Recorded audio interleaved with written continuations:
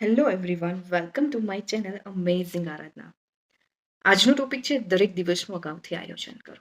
દિવસનું અગાઉથી આયોજન કરવાથી ઘણા ફાયદા છે. કયા કયા છે હું આજે તમને જણાવીશ. પણ જો દિવસનું આયોજન યોગ્ય રીતે કરવામાં ન આવે તો તમારા કામો પણ સમયસર પૂરા થતા નથી. તમારા એક્સ્ટ્રા કામ માટે સમય પણ રહેતો નથી.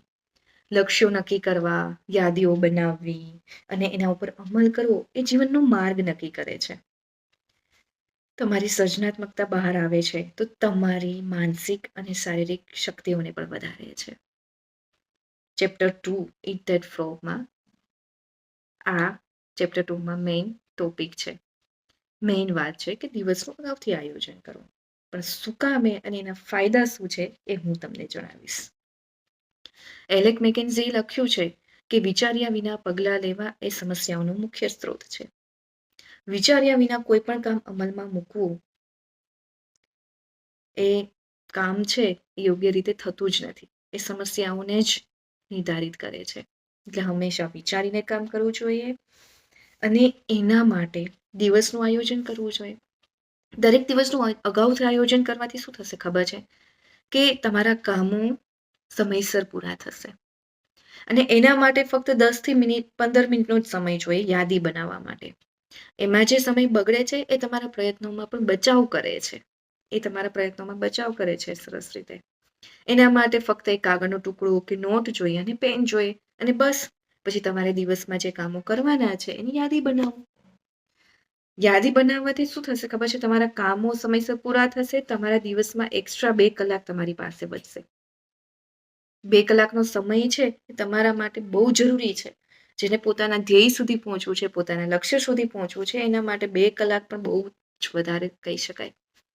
અને જે લોકો હાઉસવાઈફ છે, જે લોકો સ્ટુડન્ટ છે, એ બધા માટે પણ દિવસનું આયોજન કરવું ખૂબ જરૂરી છે.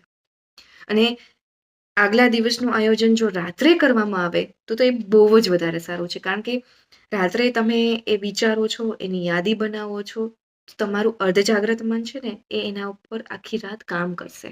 અને બીજે દિવસે તમારા કામ બધા ઝડપથી અને સમય પ્રમાણે પૂરા થશે. બીજું એક છે કે તમે માસ્ટર લિસ્ટ બનાવવું જોઈએ કે જેમાં તમારે ભવિષ્યમાં શું કરવા માંગો છો એની યાદી બનાવો. મહિનાની યાદી હોવી જોઈએ કે આ મહિનાની અંતે સુધીમાં મારે કયા કયા કામો છે એ પૂરા કરવાના છે. અઠવાડિયાની યાદી બનાવો કે આ અઠવાડિયામાં મારે કયા કયા કામો પૂરા કરવાના છે. અને પછી દરરોજની યાદી બનાવવી જોઈએ કે મારે કાલના દિવસે કયા કયા કામો છે પૂરા કરવાના. અને પછી જે યાદી પ્રમાણે કામ પૂરા થતા જાય એની સામે ટીક કરતા જાઓ.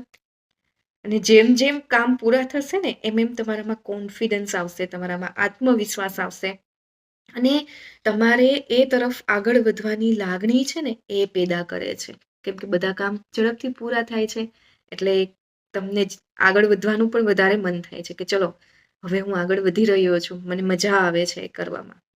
એટલે યાદી બનાવવાથી આ ફાયદો થાય છે. અને એવું જરૂરી નથી કે કોઈ કંપનીમાં જોબ કરતા હોય કે સ્ટુડન્ટ હોય એને જ દિવસનું આયોજન કરવું. હાઉસવાઈફ માટે પણ એટલું જ જરૂરી છે. અને હાઉસવાઈફ છે એ કંઈ કામ જ નથી કરતા એવું નથી. એ વળતર વિનાનું કામ કરે છે. એને પણ ઘરમાં ઘણા કામો હોય છે. અને જો એ હાઉસવાઈફ પણ આગલે દિવસનું આયોજન છે એ રાત્રે કરે કે મારે કાલે કયા કયા ઇમ્પોર્ટન્ટ કામ પૂરા કરવાના છે ઘરમાં એની યાદી બનાવે અને પછી એ કામ પૂરા થઈ જાય પછી જે એની પાસે એક્સ્ટ્રા સમય વધે છે એમાં એનો શોખ પૂરો કરી શકે છે. એની જે હોબી છે, એને જે કરવું ગમે છે એ કામ અથવા તો શાંતિથી બેસી અને પોતાના માટે સમય કાઢી શકે છે. એટલે હાઉસવાઈફ માટે પણ એટલું જ જરૂર છે દિવસનું આયોજન કરવું. પછી કોઈ કંપનીમાં કામ કરતા હોય કે સ્ટુડન્ટ હોય એને પ્રોજેક્ટ આપવામાં આવ્યો હોય તો એ પ્રોજેક્ટને શરૂઆતથી અંત સુધી કેવી રીતે પૂર્ણ કરવામાં કયા કયા સ્ટેપ જરૂરી છે એ લખો. પછી એમાંથી કયા સ્ટેપ જરૂરી છે એને ક્રમ પ્રમાણે ગોઠવો અને પછી એ પ્રમાણે કામ કરો. અને જ્યારે કામ કરો ત્યારે એક જ કાર્ય પર ફોકસ કરો. એક સ્ટેપ પર કામ કરો, એ પૂર્ણ થઈ જાય પછી બીજા સ્ટેપ પર જાઓ. એટલે એક જ કાર્ય પર ફોકસ કરવું બહુ જરૂરી છે. એટલે શું થશે? તમારા પ્રોજેક્ટના જેટલા સ્ટેપ તમે પૂર્ણ કરશો, તમારો પ્રોજેક્ટ પણ પૂર્ણ થઈ જશે અને તમારા સમયસર કામ પૂર્ણ થશે તો તમને એક પ્રકારનો આનંદ થશે. એટલે કોઈ પણ દિવસનું અગાઉથી આયોજન કરવાથી શું થશે ખબર છે તમને? આગળ વધવું છે ને એ ખૂબ જ સરળ બની જશે. તમારા કામ છે એ ખૂબ ઝડપથી પૂર્ણ થશે અને તમે તમારી પાસે જે વધારાના કલાક મળે છે એમાં તમે વધુ સારું કામ છે એ કરી શકશો.